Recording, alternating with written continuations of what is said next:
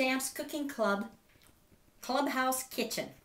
I'd like to talk to you a little bit about cookware. I love my cookware.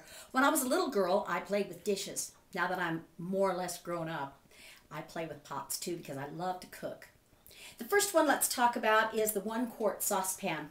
Now this is part of a set, and the handle, as you can see, has come off, but I can't part with it long enough to have it repaired, so I use it as is with a hot pad.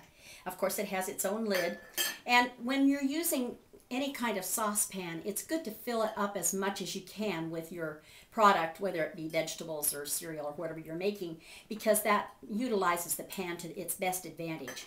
So that's the 1 quart. This is a 2-quart saucepan. It also is a skillet. This thing is one of my favorites. It's just perfect for 4 eggs. Nice little skillet dish for the Norminator and me. We're only cooking for 2, so if you have more faces around your table, these pots may not be large enough. You'll have to go to a larger size, and I have larger sizes. I just didn't bring them out to show you because these are so fun.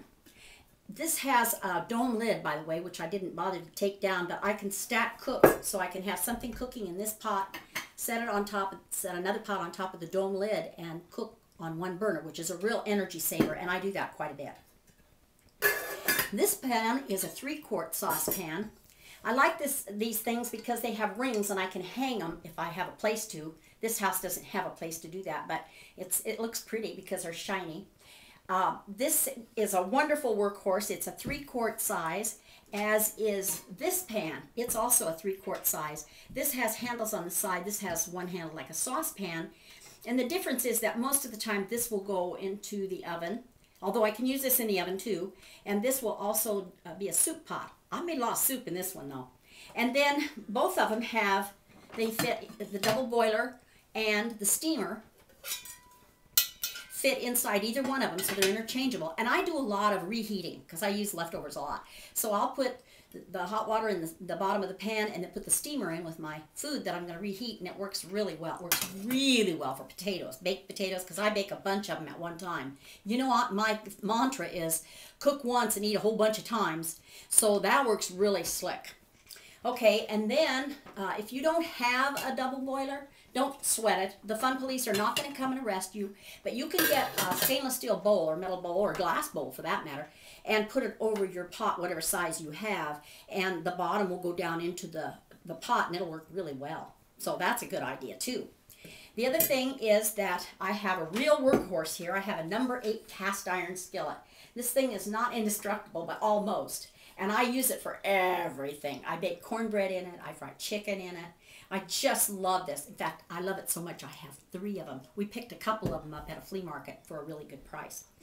I'm lucky to have a glass lid for it. I like to watch things cook, so glass works well for me, but you could use any, metal or whatever you have. If you go to the big box stores and look around, you'll find something that fits the skillet that you have. This is what I would call a no-no skillet. First of all, it's made from aluminum.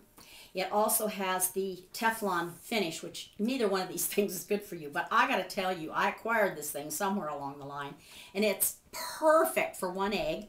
It's just absolutely perfect for heating leftovers, and so I use it, and it'll wear out, and I'll get rid of it, and I won't use it anymore, and I'll be good. It's a good thing to have one of these little scrubbers to clean your pots with. Sometimes if something gets stuck, you have to let it soak a little bit.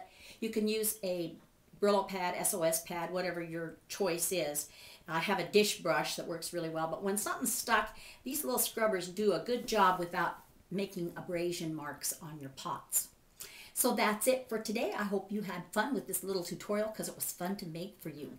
We hope you'll send your wonderful ideas because you have better ideas than Mother Connie does. Send them to the Food Stamps Cooking Club at gmail.com. I love you. Bye.